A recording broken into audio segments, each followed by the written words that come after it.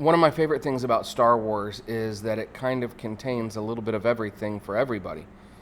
If you love, airplane, kind of Top Gun type stuff, you've got all the starfighters. If you love, war movies, you've definitely got war. If you love heist movies, there's some aspect of that. If you love politics, there's politics.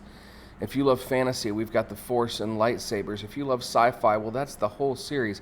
There's something for literally everyone in Star Wars. And for me, I've always been drawn to the Force and the lightsabers and the fantasy side of it. But Claudia Gray, who continues to be one of my absolute favorite authors of all time, specifically her Star Wars writing, has blown me away. After I read Lost Stars, the next book I read by her was this phenomenal book called Bloodline. Now, Bloodline is kind of on the path to The Force Awakens, and this sees Leia, after Return of the Jedi, as a senator, trying to rebuild this sort of intergalactic government to help support other planets as somebody who cares for the well-being of people, who's been through things.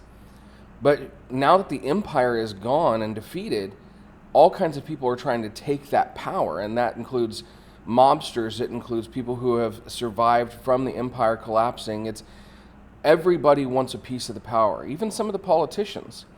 And Leia wants to stand against that. And as the government is trying to rebuild, they decide that they need to create sort of a leadership position above the other senators. And Leia does not really like the idea of one person having all that power. And so she's sort of fighting against that, even though they think she might be the one that should take that position.